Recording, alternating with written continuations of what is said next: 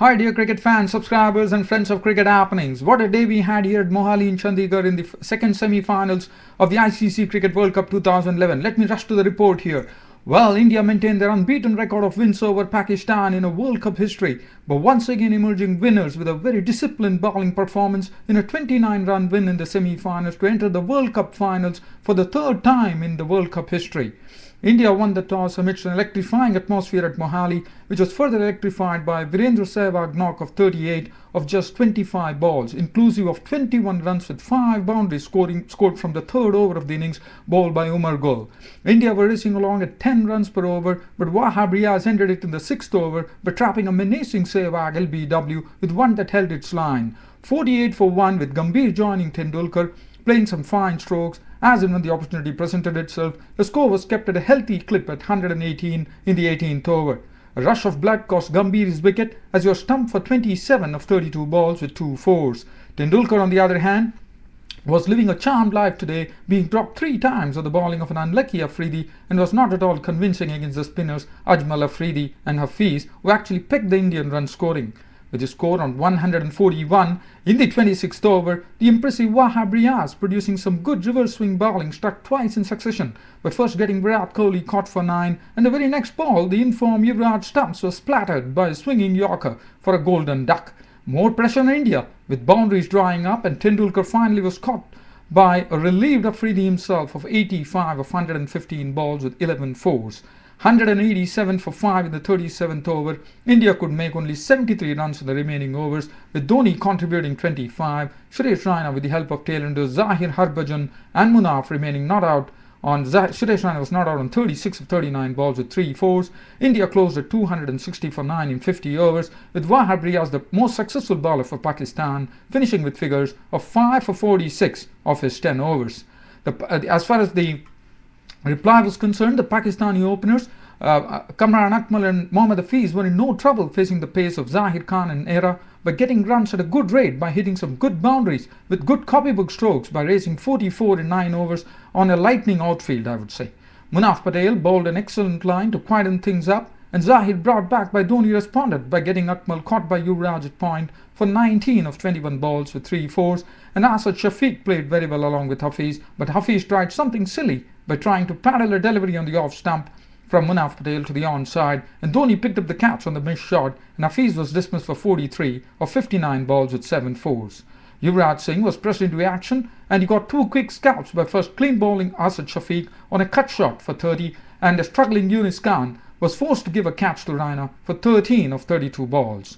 106 for 4 in the 26th over Pakistan, Umar Akmal brought back some momentum to the innings by striking Yuvraj for 2 beautiful sixes, but Harbhajan Singh produced a real quickie that rushed into Akmal's stumps of 29 of 24 balls. The calm misbah was there, and hope was still there for Pakistan, with Razak promoted in the batting order ahead of Afridi, but Munaf Patel produced a ripping leg cutter to nip his off stump for 3.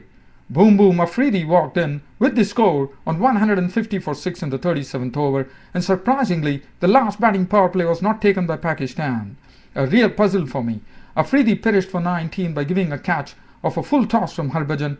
Once he fell, India were confident, and Ashish Nehra and Zahir Khan bowled superbly, not to allow any freebies during the last batting power play taken in the 46th over, and got the remaining 3 wickets of Wahab Riaz for 8 and Gul for 2. Misbah ul Haq was dismissed for a knock of 56 of 76 balls with 5 fours and 1 6, but Misbah ul Haq was the one who fought till the end but was caught in the deep in the 50th over. Pakistan made an exit from the World Cup, falling short by 29 runs, and India booked the ticket to their 3rd World Cup finals in the World Cup history by actually going to meet Sri Lanka at Mumbai on 2nd of April 2011, which will be the last day of the ICC Cricket World Cup 2011, and the victors, we will know who are the champions, world champions in cricket.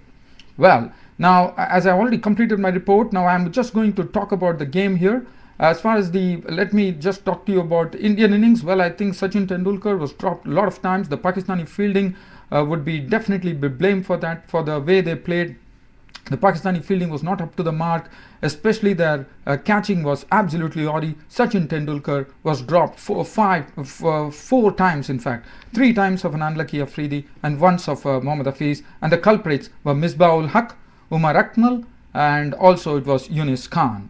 which was very, very surprising. That helped Tendulkar to actually take the man of the match award for a score of 85, 115 balls with 11 fours.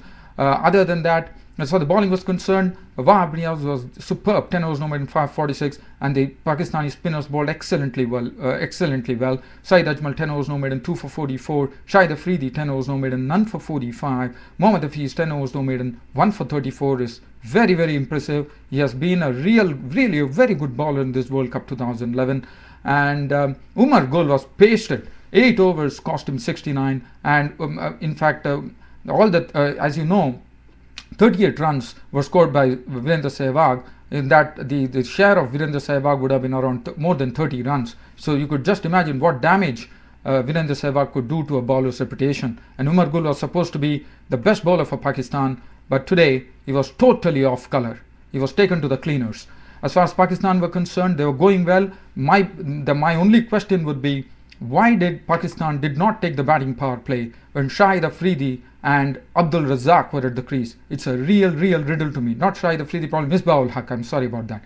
It was a real riddle for me, because if they had taken the batting power play, if you see the score, it's only they have been separated by only 29 runs. And if the batting power play was taken, as you know, the commentators were also mentioning that during the commentary, and it was a real riddle for me. Why did they do that? Misbah ul Haq, well, one thought that was a bit slow too with his 56 of 76 balls, but well, he also had to hold the innings, so one could not blame the calm Misbah ul Haq, according to me.